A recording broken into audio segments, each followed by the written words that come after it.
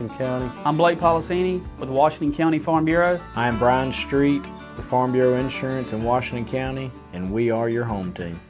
I think you know what time it is. It's time to eat. Country pleasing, jalapeno and cheddar, green onion.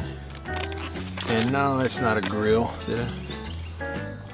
But the fire is just about burnt down enough where it's time to put some of this on there. And the only decision when it comes to country pleasing sausage is which flavor, jalapeno and cheddar or maybe green onion. Both. Break me off a piece of that.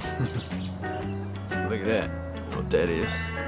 That's real green onion. Like that monkey who set his tail on a railroad track. It won't be long now.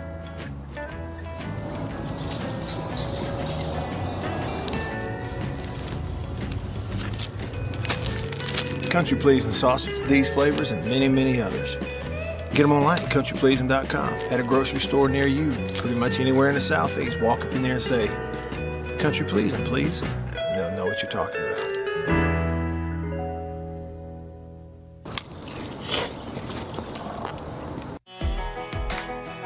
Grew up on a family farm out past Leland, just born and raised here in the Mississippi Delta.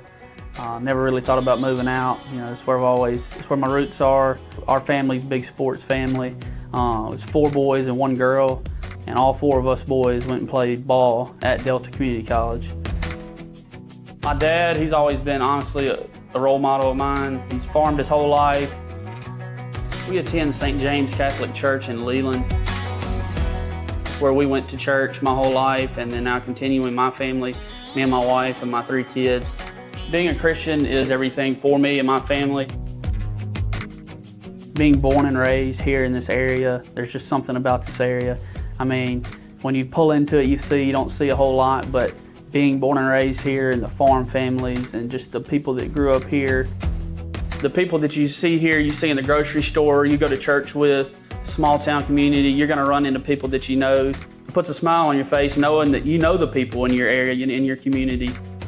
Get to know them as friends and now bring them in to my office here and creating that relationship, extending it on, getting them as insureds, as customers of mine, who I call friends. I'm Blake Policini with Washington County Farm Bureau, and we are the home team.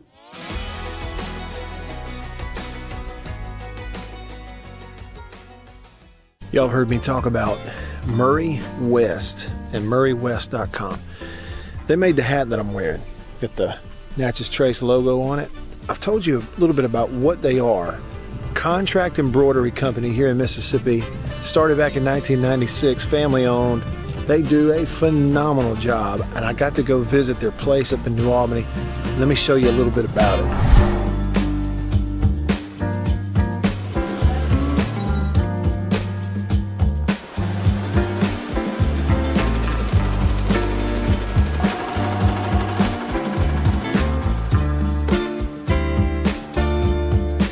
When I say they do quality stuff, they really do. And so custom apparel, team stuff, I mean, really and truly, just about every high school in the state is sending their embroidered, team gear, jackets, shirts, hats, stuff.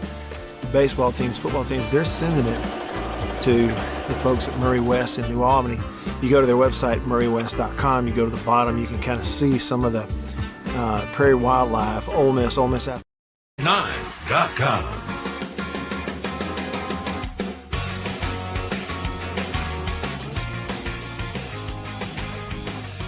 Back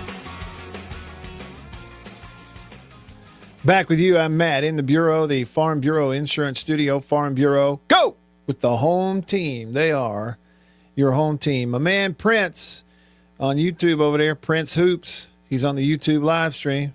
By the way, tip of the cap, round of applause to my man, the Prince of Neshoba County, and everybody involved at the junction yesterday for the live remote. Man, it was great. They fed me. They fed Bill. Gave away some hats. We shared the gospel. I mean, a little bit. I'm not at all kidding. I mean, it was great. But a couple of days ago, Philip logged in to listen to the show on the live stream online, probably on YouTube. And I had an audio issue going on, so there was an echo.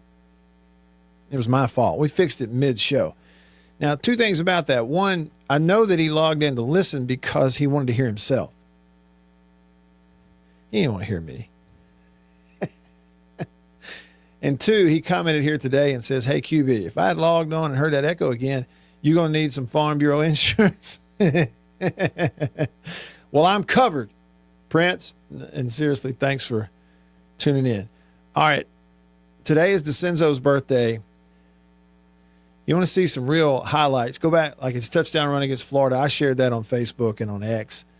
Go back and also look up the touchdown. I think it was on a screen, was it? Maybe against, or maybe not a screen, maybe it was just short pass. It was against BYU, and he had some great plays over his career, obviously. But go back and look at some of those. He was a heck of a player.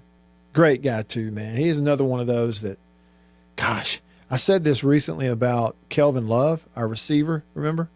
From Shaw, Mississippi, went to Coahoma. But Kelvin was like, he could teach everybody how to be a teammate. He never had a bad day. I don't ever remember Kelvin having a bad day. He was such a good teammate, good soul. Everybody could pick on him all the time. He liked it. He'd pick right back, and he never had a bad day. Hot as all get out, he had energy. He was always hustling, always smiling. He'd find laughter at sometimes when you shouldn't be laughing. Always positive, never had a bad day. And really, DeCenzo the same way. DeCenzo's coaching now. I think he may still be at Kemper. But as a player, DeCenzo, it didn't matter how hot it was and what was going on at practice and in games, whether you were winning or losing. He never had a bad day. Always smiling, always just kind of happy, I'm telling you, that stuff spreads on a team. No wonder we won a bunch of games with guys like that. All right. David said, give me Jarius at number 1, Josh Robinson 2. He said breaking ankles, DeCenzo for breaking ankles. He'd have DeCenzo for breaking ankles, but he'd have number 1, Josh Robinson. No, Jarius number 1, Josh Robinson number 2. Yeah. Well, see, Sven says the same thing, basically. All right. My absolute top 2 to watch, Mr. Bowling Ball, Josh Robinson, and Jarius Norwood. Now, that's 2 guys on the live stream that both said the same 2. If you're ranking state running backs, they've got those 2. Gene on Facebook said he would go JJ and James Jones. See, Gene's like me. He's a little older, but he can remember back in the day. You go, what? James Jones was, what era did James play? I'll get you here. 76 to 79. And then you had JJ in the 90s.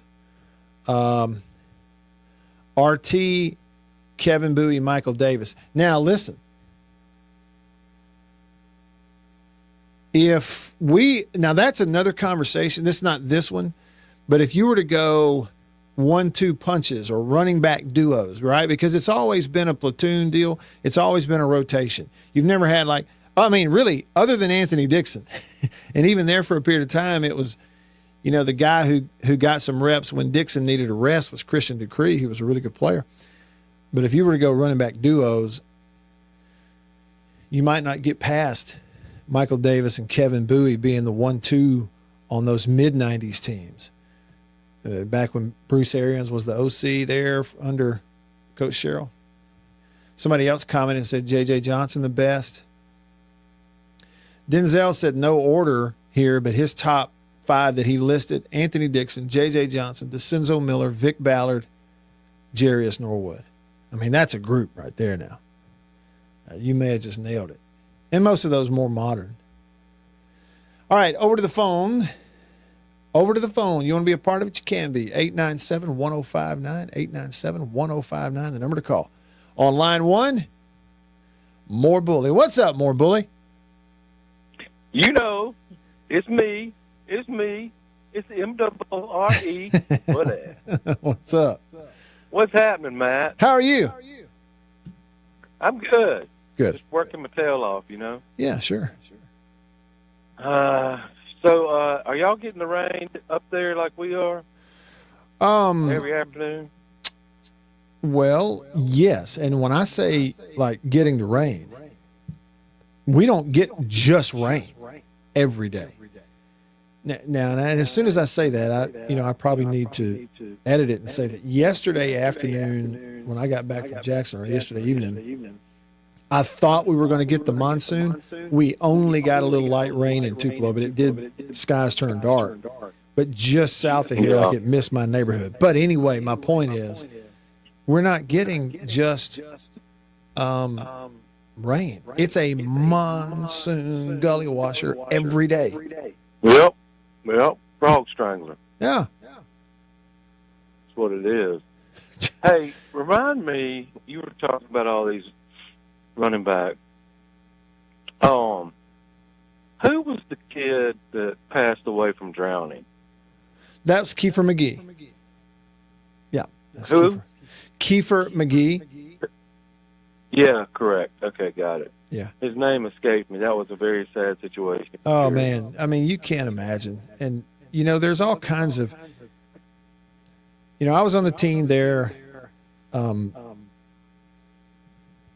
it was one of those where you don't, when someone passes away, you feel guilty for bringing into it whether or not they were a good great player or just an average player. Like that doesn't really, you feel guilty for, even insinuating that you're weighing that in, because you lose anyone. Sure. It's tragic. But the thing was, he was our team leader.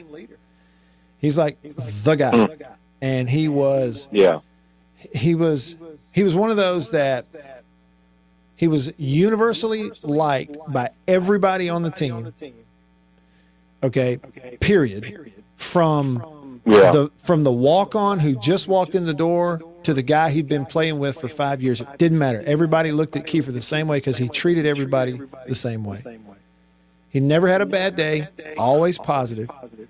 And you also kind of knew at the same time, we all knew he's just got his act together more than we do. He was a straight A student. Okay. He was, a prince of a guy. And he was by far our best offensive football player. And we were all convinced, hey, it's cool. We're getting to play with an NFL player. Like, that's just who he is. I mean, so you're talking about that kind of guy. And here we are. We just showed up for fall camp. To begin, we hadn't had our first practice yet. We all showed up. We all reported. We had our big meeting and we had our big meal. We all went home to go to sleep, and we're going to show up the next morning and get dressed for our first practice. And overnight, he had the accident and drowned, and we found out about it the next day. And that was the start of fall camp '97. And it was just, I don't know, it just rattled everybody, Mm-hmm. Well, on another note, I think it was Coach Levy's account that and it may not be, I'm not sure who it is, but they put up highlights of the Egg Bowl. I think it was 2005, 2006 when we beat Ole Miss like 55-20. Okay. And we were running that field like it was a road. I mean, it was incredible to watch. See, I think that. But I enjoyed that last night. And it was last night you saw that? There you go. Yeah. I'm trying to think what year that would have been. I think it's Lead Belly. Okay. Like LEBBELLY. Okay. And you said it was the 55 to whatever game. I'm trying to look this one up and see if I can. Yeah, I think it was 55-20. Right, yeah, we was running all over. That was all right. Here it is. That was 2016. Yeah. Oh, 16. Okay. Yeah, 16. That was the Nick Fitzgerald game. Good. That'd be a good sound bite. It's about 2.5, 3 minutes, but it's totally worth it. Okay. You should play it sometime. All right, I'll go check it out. I'll see if I can find it. All right, later, dude. Yeah, man. See ya. Thanks. Of course, he's going to tell you how to do your show now. B, do you think, like, deep down, Moorebully wishes he had your job deep down? Man, yeah, because then he could play these sounds that he demands now. Demands. Nobody ever. State fans won't ever forget that one. That 55-20 game, Fitzgerald. It was like you were watching something that it kept happening, and you kept thinking. Everybody in the stadium, even state fans, you're thinking, "How does this keep happening?" You just couldn't believe what you were watching. All right, hour one in the books. Hour two coming up in the Bureau. Staying connected to you because of C Spire. The #1 network in Mississippi is C Spire. Customer inspired. Check them out. Stick around. It's Friday Night I'm Eddie Baseball. Holcomb with Washington County Farm Bureau Insurance. I'm Scott Rainwater with Farm Bureau Insurance here in Washington County. I'm Blake Policini with Washington County Farm Bureau. I'm Brian Street with Farm Bureau Insurance in Washington County, and we are your home team. Y'all have heard me talk about Murray West and murraywest.com. They made the hat that I'm wearing. Got the Natchez Trace logo on it. I've told you a little bit about what they are. Contract embroidery company here in Mississippi. Started back in 1996, family owned. They do a phenomenal job, and I got to go visit their place up in New Albany. Let me show you a little bit about it.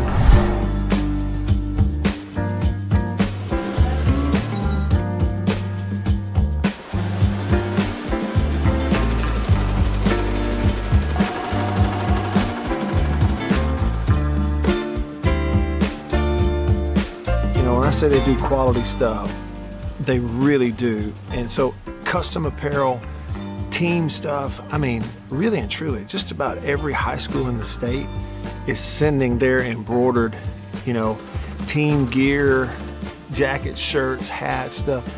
Baseball teams, football teams, they're sending it to the folks at Murray West in New Albany. You go to their website, murraywest.com, you go to the bottom, you can kind of see some of the Prairie Wildlife, Ole Miss Athletics, Gentile, others that they work with. Can't recommend them enough.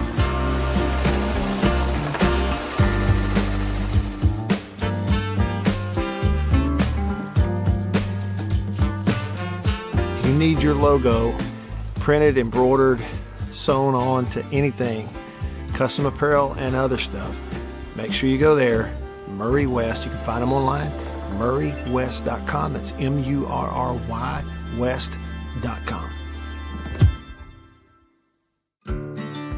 I had this opportunity come up to a friend of mine that was an agent here at Farm Bureau that, he said this may be something I like to do because he knew I was involved in the community. And what we do, we're supporting the community. We're doing stuff to protect the members of our community. I've been here almost a decade. And what we do, we help people every day through the products we sell. We make recommendations to them, stuff to protect their assets, protect their lives, their families, and we're local. We're local people. Everybody that works in this office has grown up here, lived here, played ball in this community. I've coached in this community, been on the park boards, the sports league boards, the booster club boards. The community is what's important here in Farm Bureau. We push the local community. We're a Mississippi company. That's a Washington School team ball from 2019. Greg Wallace was the head coach then, and him and I were really good friends. I've been in Greenville my whole entire life. My family's been here. This is home. I'm not going anywhere. I'm here to support the people of Washington County, protect them. I'm Scott Rainwater with Farm Bureau Insurance here in Washington County. We are the home team.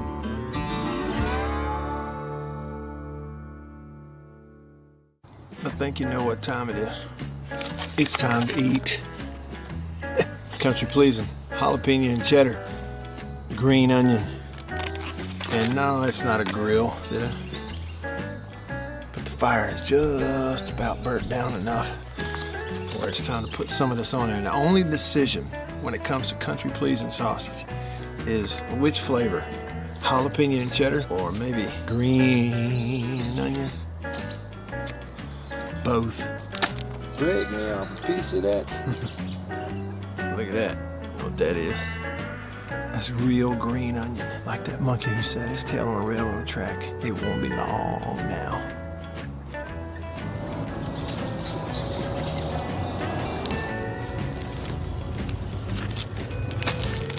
Country pleasing sausage, these flavors, and many, many others. Get them online at countrypleasing.com. At a grocery store near you, pretty much anywhere in the Southeast. Walk up in there and say, "Country pleasing, please." They'll know what you're talking about.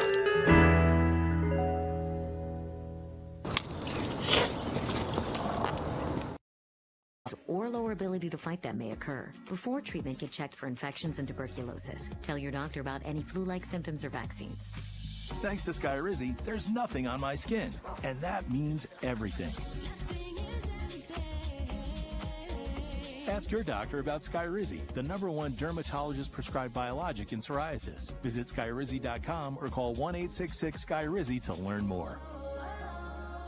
Do you have an invention idea but don't know what to do next? Call InventHelp today. We have representatives nationwide who will explain the InventHelp process step by step. Over 10,000 patents have been secured through InventHelp's patent referral services. The InventHelp databank includes thousands of companies who have agreed to review new ideas. We've been helping inventors since 1984. Let's help you next. Get started today. Call 1-800-217-4380. That's 1-800-217-4380. Again, 1-800-217-4380. You've got the station where college baseball, football, and basketball never stops. Let's go! With Jackson's #1 sports talk station, ESPN 1059 The Zone, and worldwide at thezone1059.com. You on the air? And talking with Mississippi's #1 sports talk. Let's do it. With the hottest sports topics and the hottest takes. This is who we are. We're ESPN 1059 The Zone and All around the world. at The Zone 1059.com. WRKS Pickens Jackson. We are good to go. With more of the Matt Wyatt Show. Coming to you direct and live at The Zone 1059 and worldwide. Now, Here we go. At The Zone 1059.com.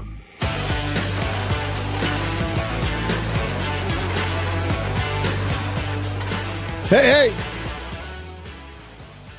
All right, hour 2 off and running with you here in the Bureau, the Mississippi Farm Bureau Insurance Studio. Farm Bureau Insurance, go with the home team. They are your home team. Hey, sometimes this close to the top of the hour, and Beaver's busy, and it'll surprise. Sometimes, Beaver, sometimes I surprise you if I try to talk to you too quickly after we've begun the next hour. But I wondered if you noticed this like I did. You know, I got to hear some of those cool, epic promos that air just before we come back on the air. You know what I'm talking about? Yeah. And the guy goes, Jackson's #1 sports talk radios. And then there's one of them there, Beav, that just aired, and it says, the hottest takes. And I wondered if maybe we ought to tell them don't run it before this show. I felt kind of bad. Like really, we on this show, do I ever have hot takes, Beav, and just not realize I'm having a hot take? No, you talk about hot food, but that's as close as it gets. Okay. Well, okay. We need to let's send a note up there to Ricky and say, hey, you might want to take that hot take promo. You can take that out for Matt's show. Okay. I just wondered if you caught that too.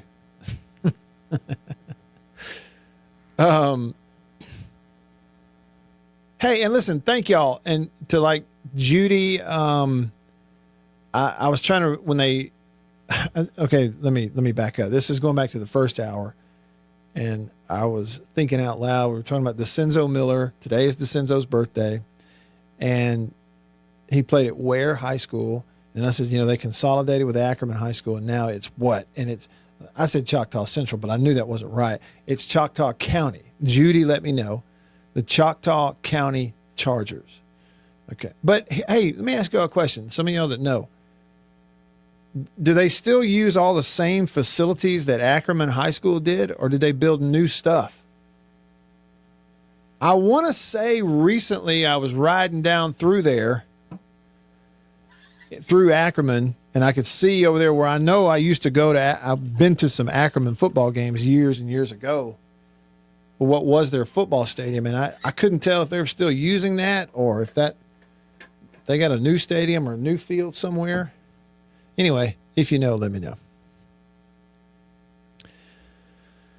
Patches O'Houlihan texted the show. He says, Matt, if I remember correctly in the past, you've done some type of countdown to kick off, such as schools' fight songs. Are you going to be doing something like that this season? We need it. Yes, but here's the thing, Patches. Here's what I ran into a couple of years ago. The last time I did that is we'd get into July, and I am gone a good bit during July, and I'm going to be gone a good bit this July. Like I'm here this week, but then next week I'm out all week. Next week we come back for a week, and like the last week of July I'll be out that week. So there were these major interruptions in that 100 teams thing, and it just kind of, I felt bad about it because you come back and you're playing catch up, and it was kind of hard to do. So once we get into the first full week of August, there will be an abbreviated countdown, but it will focus strictly on teams on the schedules of the schools that we root for in Mississippi State, Ole Miss, and Southern Miss, plus a few others around those leagues that each are playing in. Does that make sense? And so that'll comprise that list. So it'll be a little shorter, and we'll do a little closer to the season, and there won't be a big gap in the middle of it, like when I'm gone forever in July. So, yeah. And I appreciate you remember that. That is fun. You like the fight song thing? Me too. You know, I almost used to feel like I was sort of redundantly, say that 5 times fast, redundantly just pressing the fight song buttons because I really do like them. And I thought, you know, people are going to think, yeah, it's the same stuff over and over again. But should I care? Should I care about that? Or should I just, you know, this time of year, just randomly, without provocation at all, just reach up here and click one of these buttons and we hear it.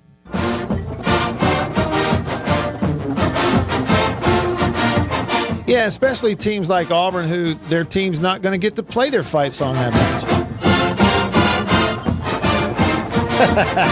Run, tell them I said it.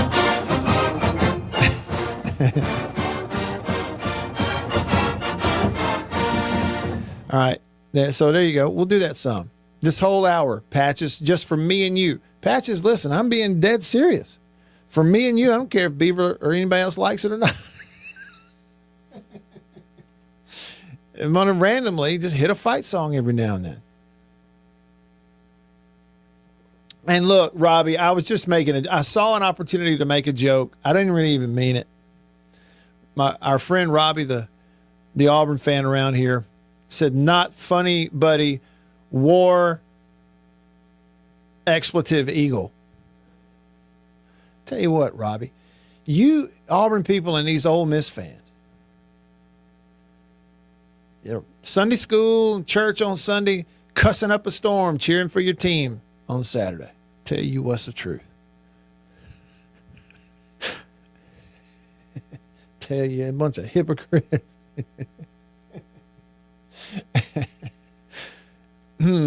I'm just having fun. But he admits it is true. Robbie said he admits it is true. Yeah, but I know it's not just our cheers either, right? Throw an interception and sit in the stands and see what you hear. And little youngins better put on earmuffs and say that. Okay, so Choctaw County, it used to be Ware and it used to be Ackerman, and now they've consolidated. They are Choctaw County. Okay. And so I think I have an answer here. Prince, the Prince of Neshoba County, my man, Philip Prince. Just like you would expect, stepping up with the answer. New, he says, it is world-class, turf and all. Okay, because I didn't want to say it out loud, Prince, in case they were still using the old Ackerman High School football stadium field, but when I drove by it, it looked a little bit run down. So good to know. They got a new one somewhere. So Choctaw County, got it. Choctaw County High School, the Chargers, and they have a brand new facility. And Prince says it has to be one of the nicest fields and stadiums in the SIP. Hey, Prince, you want me to tell you what is a very underrated stadium and facility on the Mississippi High School football facilities list? Biloxi. You been to Biloxi? And not that it has anything to do with sports, but they also have a new like performing arts center and theater and whatever you call that thing. It's about 4 or 5 years old. You talk about nice. Man, Biloxi's got some facilities. Have you ever been to the high school, like their campus? It's like a college campus. Or anyway, not really. But it was an exaggeration. But it's really nice. All right, you asked for it. You got it. Prince wants the USC deal. You got it. Stand up and march, Prince. Get that little plastic sword in your hand.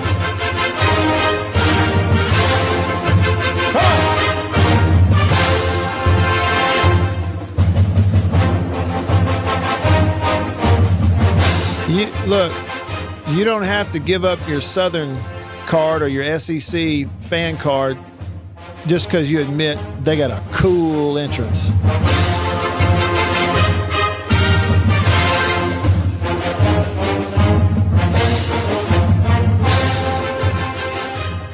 And this is not their actual fight song, the USC Trojans. They have a different fight song.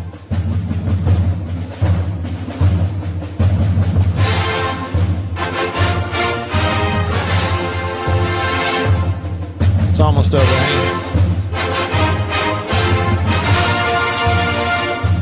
Yeah. Okay. Good request there, Prince. That's a good one. I would never have thought to play that one, but that is a good one. Appreciate you bringing that one up. The USC fight song. He was listening to it. Prince said he just took his shirt off. He stood up, took his shirt off. He marched around. I bet you did. Hunter says on YouTube, hey, Matt, will you be at SEC Media Days?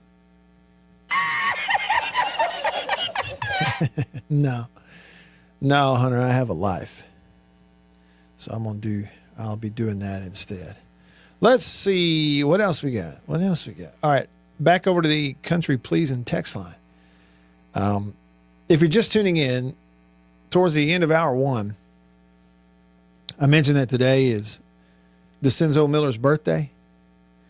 And I got to looking at the greatest running backs that ever played at Mississippi State. And the list is, it's a long list of good ones, right? It goes way on down there. And, how in the world do you make a top five? You shouldn't at all discount Anthony Dixon at all. He's the number one leading rusher in school history, but he had way more carries in his career from 06 to 09 than anybody else. He carried the ball over 900 times. The next most was 601 carries by Nick Fitzgerald. But still, he's great. He's 4.5 yards a carry. He had 42 rushing touchdowns in his career, Anthony did. I mean, he's just a workhorse, right? But when you say, all right, if you're doing like the greatest running backs, what is the list?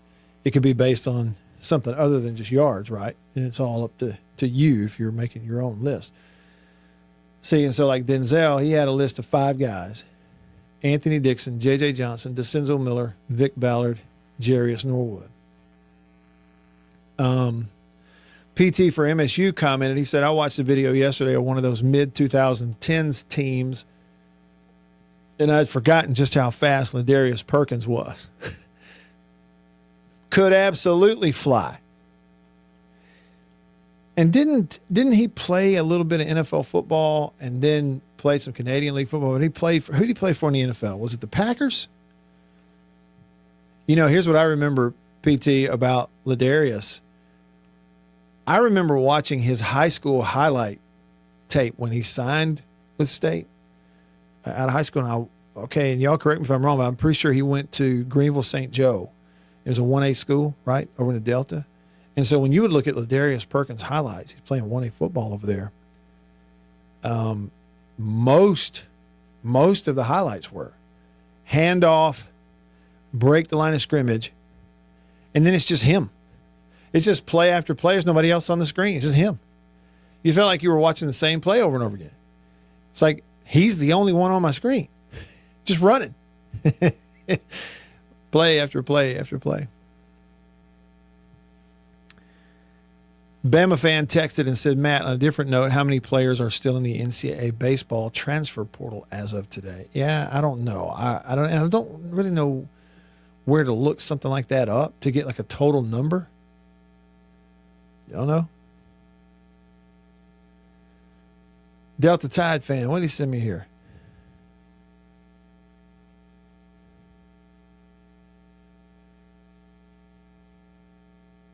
Oh, hey, Delta Tide fan, are you saying you're about to start videoing your fishing trips with a GoPro?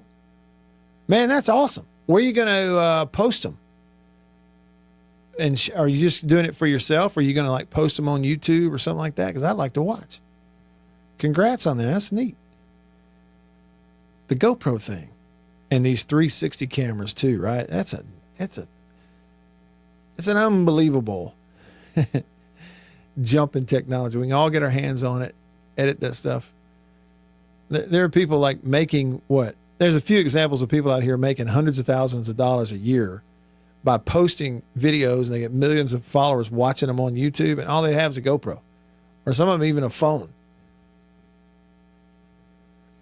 Delta Tide fan. He says he's been videoing his fishing trips for a long time, but he normally did it with like a chest mount on the GoPro. So he's wearing it. I'm familiar. I have one of those. He says he says, I do it primarily for myself to have videos to watch when I'm not able to go fishing. He said, YouTube gets old after a while. Well, it absolutely does that now. And I've been through that experience over the years of, cultivating a YouTube channel for one thing or another. And after a while, boy, it really does become work when the new wears off. Well, that's neat though. Yeah. And that'll kind of free you up a little bit, Delta Tide fan. You don't have to wear that harness around your shoulders and onto your chest. You can kind of get rid of that and just mount it back there or clip it onto one part of your, the side of the boat and go. Just don't knock it over. Or maybe put one of those floaty things on it just in case you do knock it over so you don't lose it. Andre from Jackson texted the show. And what did he say, Dixon? Okay. Andre from Jackson says, if you're Andre, I think I'm reading this correctly. You were weighing in on the greatest running backs at Mississippi State list. You said it's Dixon. It's really nothing to talk about here. He says Anthony Dixon. Well, again, he's all-time leading rusher in terms of yards, 3,994 yards, 910 rushing attempts between 06 and 09. 6, 7, 8, 9. So 4 years. And, of course, he's more than a cup of coffee in the NFL, right? I enjoyed watching him when he was with the 49ers. I mean, but you could argue there wasn't a whole lot left on the tires by the time he got out of college after carrying the ball that much. I mean, seriously, 910 carries in his career. The next most carries in a career ever at Mississippi State was Nick Fitzgerald with 601. Now, you think about 600 carries for a quarterback. Jarius Norwood had 573 rushing attempts. Fitzgerald had 601. Still, that's 300 less than Anthony Dixon. If I'm looking at this right, how can that be? You think it's a typo? I don't think it is. If you divide those 910 carries across Anthony Dixon's 4-year career, that's 227 carries a year on average. On average. Rounded up to 228 a year. He had 228 a year. That's more than Christian Dupree had in his whole career. That's way more carries. He's averaging every year more than Brandon Holloway had in his whole career. More than Ashton Shumpert had in a whole career. It's hard to wrap your head around it, really. And carrying the ball that much. You're talking about a workhorse. And then more yards. Let's see here. Touchdowns. Most rushing touchdowns in a career at State go to Nick Fitzgerald with 46. Dixon had 42. Dak had 41. Those are the only 3 guys in State history with over 30 rushing touchdowns. And they also happen to have over 40. Because 4th place on the rushing touchdowns list was Vic Ballard with 29. Now look at here. Michael Davis, rushing touchdowns, he had 27. He's 5th. JJ is 6th with 24 TDs. Ties him with John Bond, who also had 24. Okay, but when we talk about running the football, I know I'm a throw it guy, and I loved the air raid when it was working and loved to see it in the air. But, man, how do you argue with what Mullen was doing with his offense? Because 1, 2, 3 of the top 5 rushing touchdowns guys, well, really 4, because Dixon played a year for Dan. So really 4. 4 of the top 5 all-time rushing touchdowns guys at State played for Mullen. Now Dixon, the most of his career was before Mullen got there, but Fitz, Dak, and 2 of the 3 are quarterbacks. Vic Ballard, he's a Mullen guy. I don't know how you argue with running the ball. Now, Andre, you being serious? Andre texted the show. He says, MSU will win 8 games this year.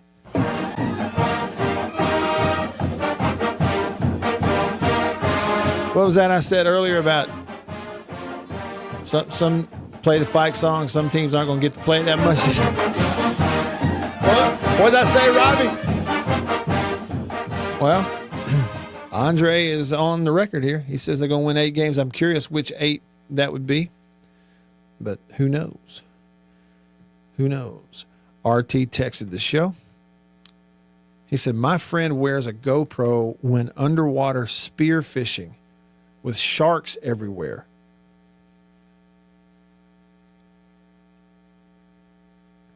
Well, more power to him. That's great.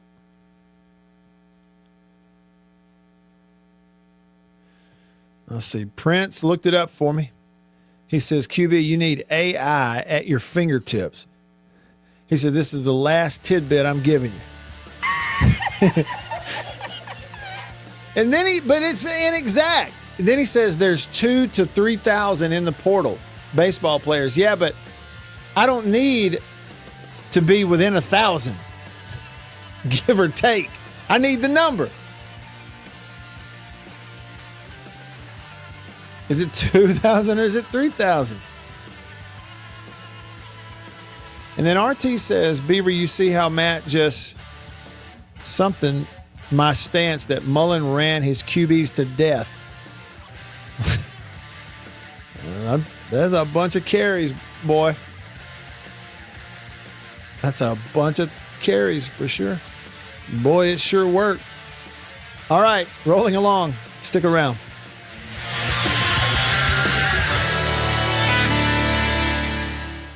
This is Jim.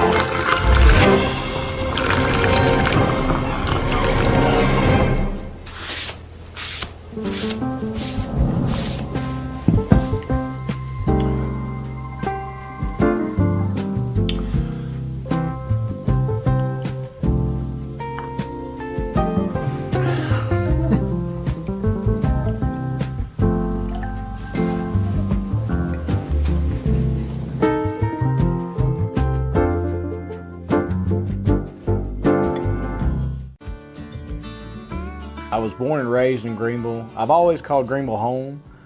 This is where I, was raised, went to high school, graduated high school, worked all my life here leading up to going to college. So even when I moved from Greenville, I always told people, they asked me where you're from, I always said I'm from Greenville. I have mother, father, brother, niece, aunt, all live here in Greenville. So this is home. This is where I, live, and I've just always called it home. Small town, I feel like I could walk in any place tomorrow and know 2 to 3 people in there. It's small town. Someone's on the side of the road broken down. Hey, you need a boost, flat tire, you need help changing it. That's just kind of, what I love about this area. The blues and the food and everything that comes along with the Mississippi Delta that I love. I tell people all the time, my business cards have my cell phone number on them for a reason. Insurance doesn't happen from 8 to 5. When you need me, it's going to be after 5.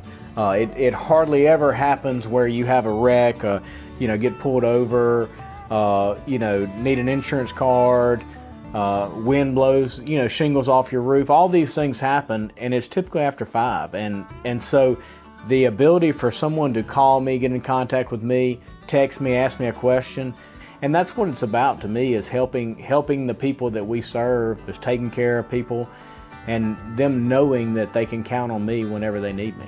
I am Bryan Street, with Farm Bureau Insurance in Washington County, and we are your home team.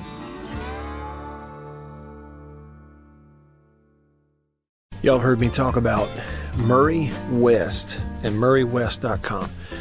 They made the hat that I'm wearing. Got the Natchez Trace logo on it. I've told you a little bit about what they are. Contract embroidery company here in Mississippi. Started back in 1996, family owned. They do a phenomenal job, and I got to go visit their place up in New Albany. Let me show you a little bit about it.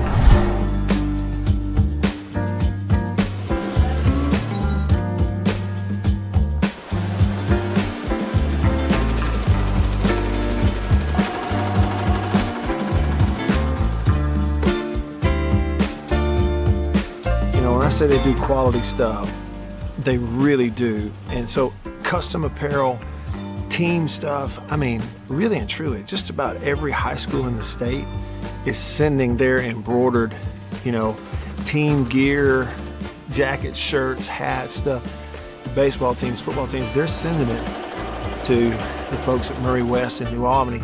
You go to their website, murraywest.com, you go to the bottom, you can kind of see some of the Prairie Wildlife, Ole Miss Athletics, Gentile, others that they work with. Can't recommend them enough.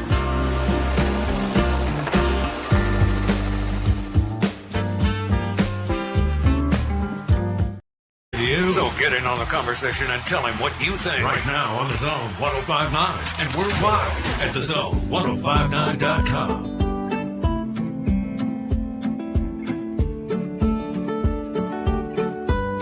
All right, back with you. I'm Matt in the Bureau, the Mississippi Farm Bureau Insurance Studio. Sven says on YouTube, Mullen made a bad decision. Well, he said dumb. Mullen made a dumb decision. 4 years at Florida, 33 wins in 3 years and 1 bad year, and he's gone. Said if he'd stayed, he'd be our head coach to this day.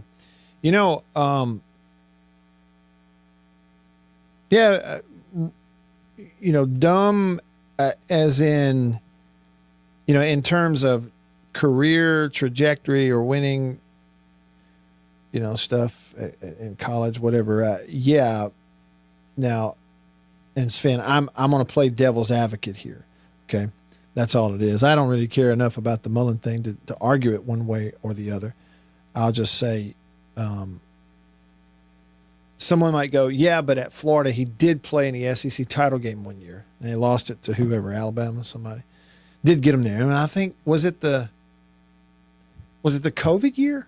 Did they have a title game and he played in the COVID year? Seems like I ought to remember that. But he did get him there. Okay, so he had that experience. And they might say, he could coach there forever. He wasn't going to get him there at State. Well, you could say that, but you don't know that. You do know that he did get Florida there, albeit they got whipped and run out of there. High score. They couldn't stop the other guys. But I would also argue that had him loaded, he comes back and coaches Fitz and Jeffrey Simmons and Sweat and those guys that next year, 3 first-rounders on defense, running that offense with Fitz and Keaton as the backup, then no doubt, and there's no doubt in my mind they were going to make a run at things.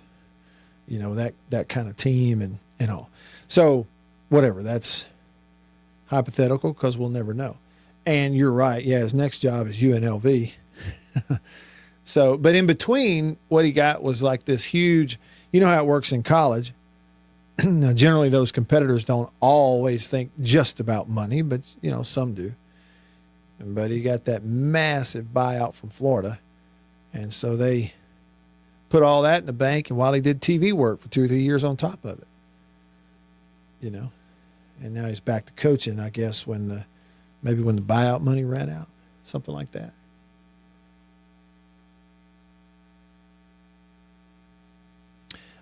Sven says he beat Georgia in 20 and won the East and then got smoked by Bama. Yeah, that's what I remembered about that.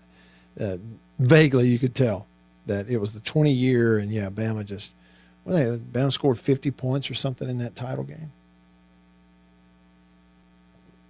I'm sure that was kind of a bittersweet deal.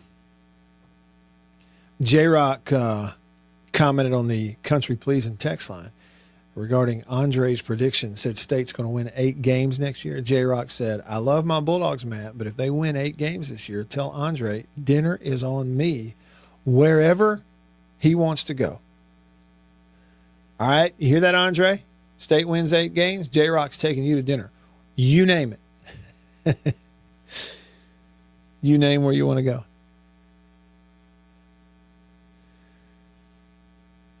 Hey, let me bring something to your attention, if you don't mind.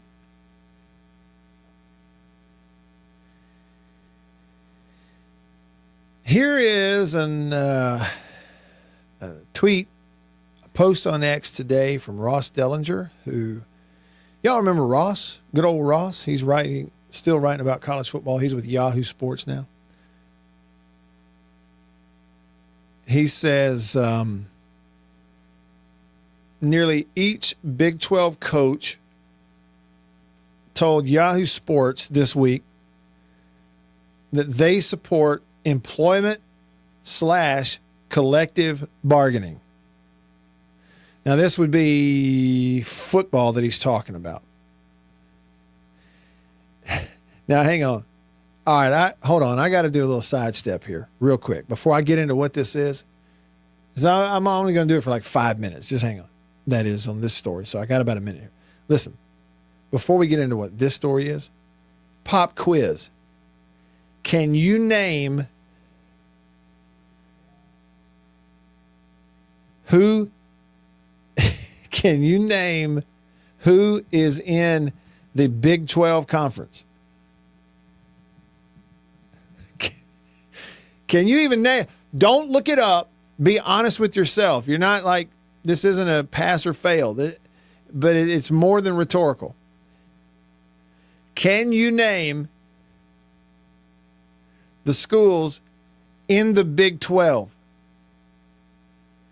I bet, even with diehard fans, I could go and it's 50-50 on whether they can name the schools in the Big 12. And on Random Fight Song Day, I will tell you, we do know some that are not in the Big 12 anymore.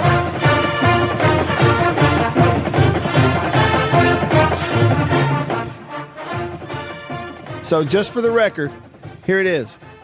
Arizona, Arizona State, Baylor, BYU, Central Florida, Cincinnati, Colorado, Houston, Iowa State, Kansas, Kansas State, Oklahoma State, TCU, Texas Tech, Utah, and West Virginia. So that's your Big 12. None of y'all could name all those. But anyway, Ross Dellinger says that nearly each Big 12 coach told him in Yahoo Sports this week that they support employment for the athletes and collective bargaining, just like a pro. Here's a quote from Rich Rodriguez. How do you make $500,000 and aren't an employee?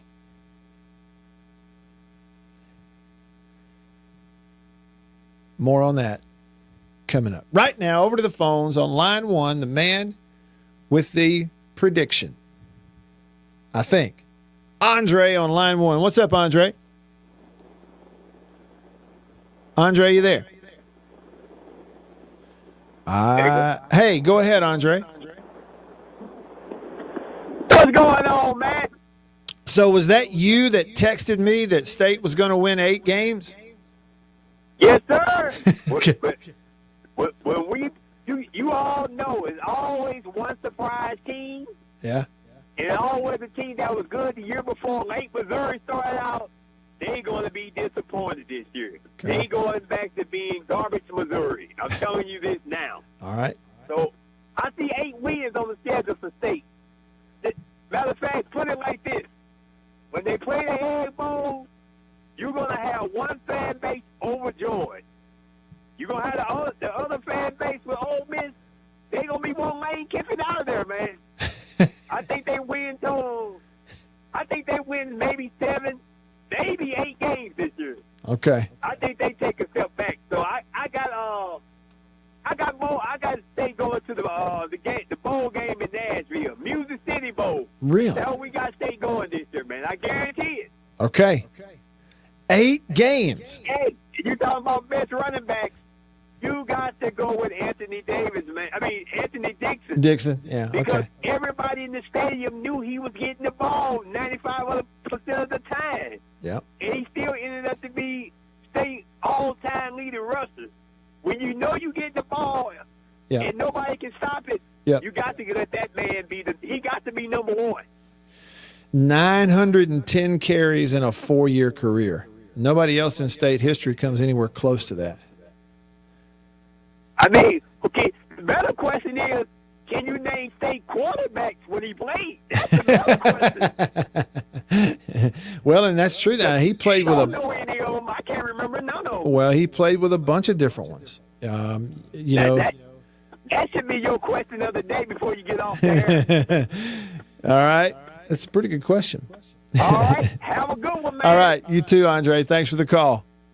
He said Missouri's taking a step back. Missouri's schedule this year, Central Arkansas, Kansas,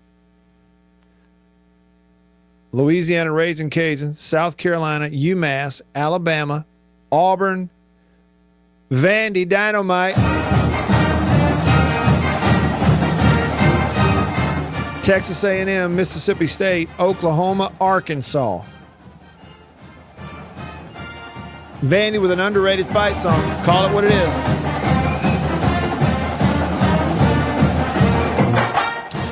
So Missouri has Central Arkansas, Kansas, ULL, South Carolina, UMass, and Alabama to start the year, and this schedule maker says they're all home games. This says that 1, 2, 3, 4, 5, that the first 6 games of the year are home games for them? Surely not. Surely there's a neutral site in there somewhere or something. But this schedule thing here says that Missouri has 6 straight home games to start the year. Central Arkansas, Kansas, ULL, South Carolina, UMass, and Alabama. And here's the thing about it, Andre. They win the non-conferences and beat South Carolina at home, they're 5-0 hosting Alabama. They go to Auburn, go to Vandy, host A&M and State, and then go to Oklahoma and go to Arkansas. Whatever State's schedule is, the toughest in the country, Missouri's might be the easiest. It's certainly got to be close to the easiest SEC schedule that anybody has.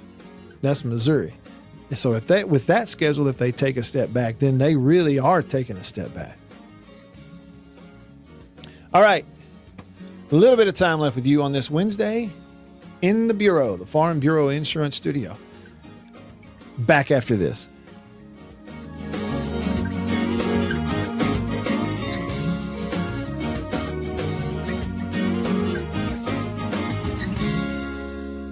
Y'all have heard me talk about Murray West and murraywest.com.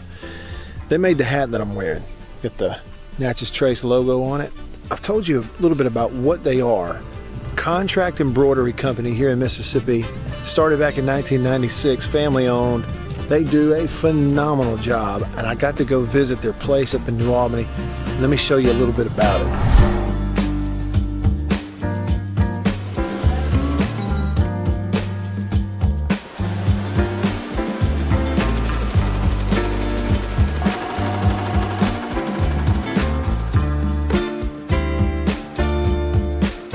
I say they do quality stuff. They really do. And so custom apparel, team stuff, I mean, really and truly, just about every high school in the state is sending their embroidered, team gear, jackets, shirts, hats, stuff. Baseball teams, football teams, they're sending it to the folks at Murray West in New Albany. You go to their website, murraywest.com, you go to the bottom, you can kind of see some of the Prairie Wildlife, Ole Miss Athletics, Gentile, others that they work with. Can't recommend them enough.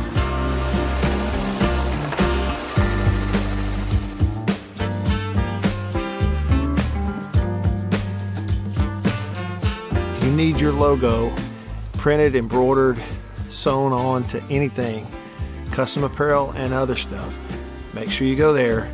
Murray West. You can find them online. MurrayWest.com. That's MURRY West.com. I'm Eddie Holcomb with Washington County Farm Bureau Insurance. I'm Scott Rainwater with Farm Bureau Insurance here in Washington County. I'm Blake Policini with Washington County Farm Bureau. I am Brian Street with Farm Bureau Insurance in Washington County, and we are your home team. I think you know what time it is. It's time to eat. Country pleasing, jalapeno and cheddar, green onion. And no, it's not a grill, see that? But the fire is just about burnt down enough where it's time to put some of this on there. And the only decision when it comes to country pleasing sausage is which flavor, jalapeno and cheddar or maybe green onion. Both. Break me off a piece of that. Look at that. You know what that is? That's real green onion. Like that monkey who set his tail on a railroad track. It won't be long now.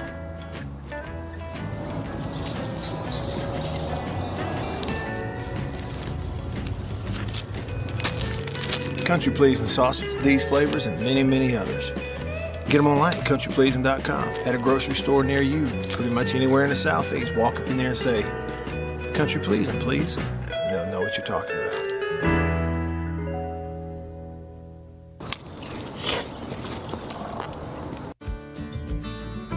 I was born and raised in Greenville. I've always called Greenville home.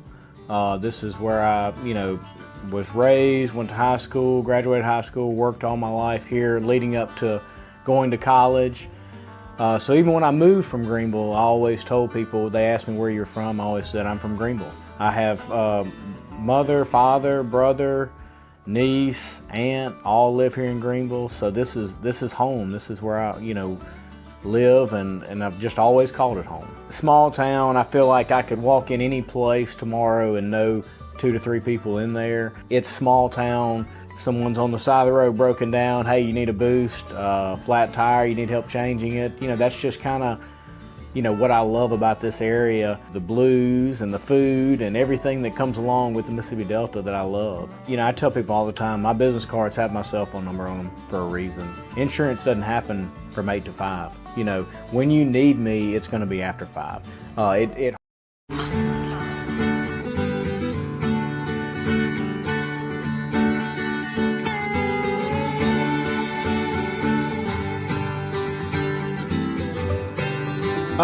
right.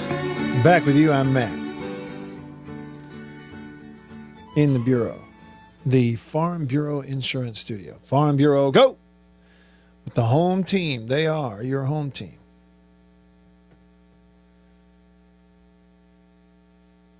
Joe Mailman texted the show. He says Mullen had his mind on Florida instead of quarterback protection in the Egg Bowl when Fitzgerald got injured. Hey, Delta Tide fan, thank you. Okay, so it's a homemade aerated live well in his John boat. He's using a couple of Amazon rechargeable aerators and an igloo cooler he got at Walmart. Keeps a fish alive in there. Aerated live well in his John boat, which, it's just an aluminum boat. Then no live wells in it. He says, all the places that I fish allow me to keep fish that are under a certain size, especially those that are 2 pounds and under. Some of those take to the fillet table. Others keep alive to stock a couple of ponds out there on his place that his dad and he recently redid.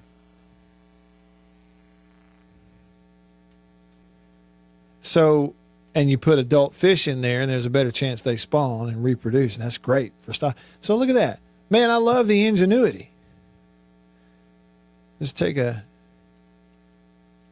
cooler, a couple of Amazon aerators, drop it in there, make your own aerated live well. Keep them alive. I'm impressed. Attaboy. What's the song, Delta Tide fan? A country boy can survive. FIO, figure it out. That looks like that's what you're doing. Hey, on another note, back over to that thing I was telling you where Ross Dellinger at Yahoo said that every Big 12 coach told him that they would support employment for athletes and collective bargaining. Quote from Rich Rod, how do you make $500,000 and you aren't an employee? Right? Well, then it all got shared on X by Tom Mars. Yes, that Tom Mars. That guy. Sharp as a tack. Like, you don't want Tom after you, right? To my friends, some of my friends here and around here, you don't want him after you, do you? Tom posted a retweet and basically said this. NIL has always been a cover story for pay to play.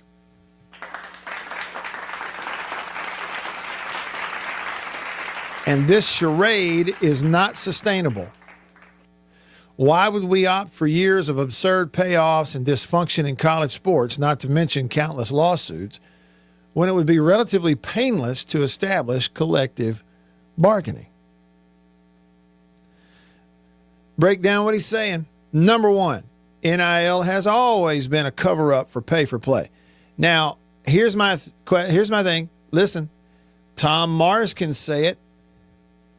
Nick Saban can say it. Can you say it? Okay, you're not a coach or an AD or an administrator. You can say it. Can I? I can say it. To whatever consequence. Can your coach at your school say that? Can your coach at your school come out and say NIL has always been a cover story for pay for play? Can your coach say that? Can your AD, your president, your representative, can they say it? Then he called it a charade. This charade is not sustainable. It's a lie. It was a lie from the word go. Then he says, why would we opt for years of all this absurdity and payoffs and dysfunction when it would be relatively painless to establish collective bargaining? Why would you opt for the dysfunction?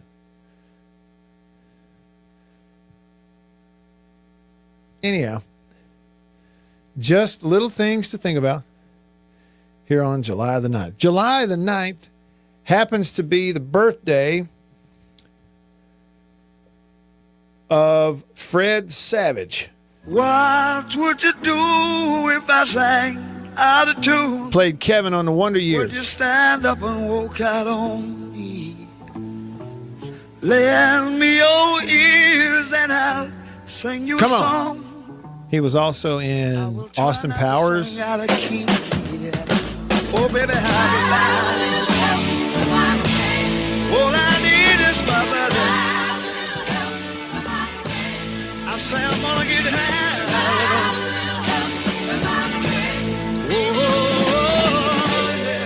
So that's the Wonder Years theme song. Happy birthday to Fred Savage. What is he now, 49?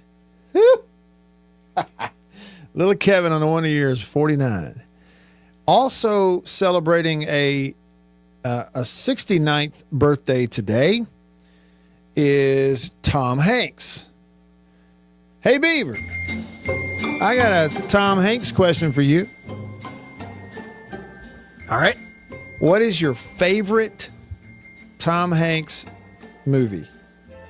Oh, you know what? I've got to go back like an hour and 20 minutes. Hunter posed this question to us. Oh, Top he did? 3 Tom Hanks movies. Did he? Okay. And you ignored him. Sorry, Hunter. Because I was excited about his question. Well, here we are to it, and I will shut up and not waste any more time. So, do you want the because he asked for 3, but you're asking for 1. Let's go. What 3. do we want to go with? Well, let's go 3 because if we get 3, we'll get 1. Okay. Let's see. Number 1, I'm going to go Forrest Gump. All right. Number 2, Big. Number 3, I want 3 and an honorable mention. They're really close together. Okay. I'm going to go with That Thing You Do, but also could maybe be really close or tied with Green Mile. Wow. Okay. Man, the list is incredible, isn't it, Beaver? It is. Okay, here's mine. Number 1 Tom Hanks movie. Forrest Gump. Okay. We agree. We agree on that.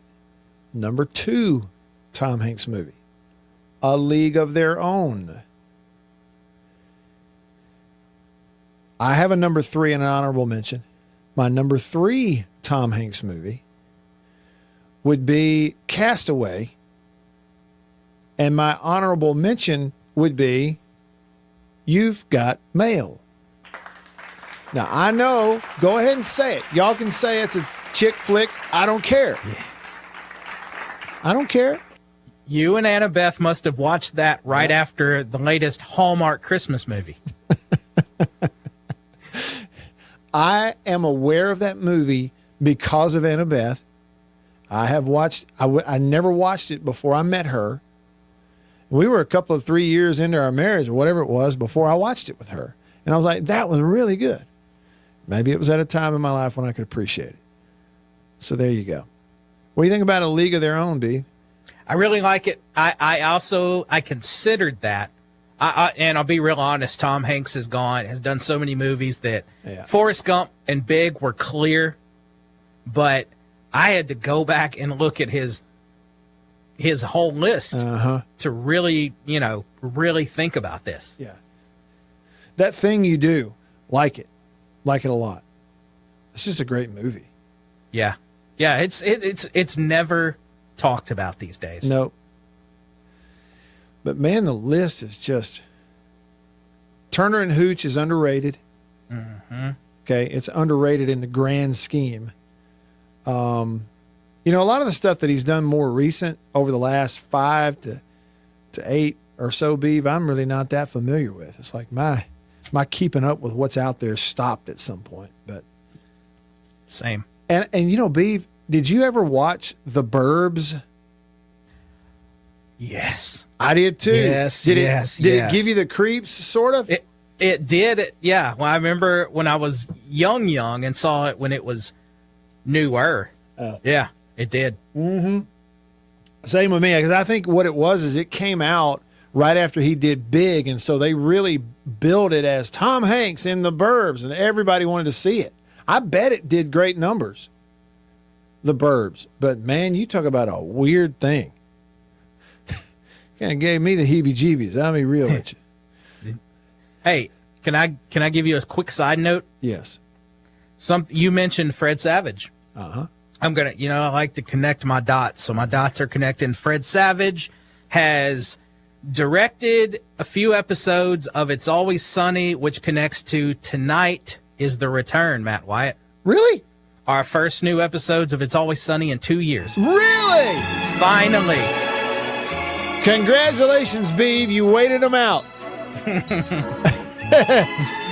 Well, I will look forward to getting your review on this on Friday, because I won't be here tomorrow.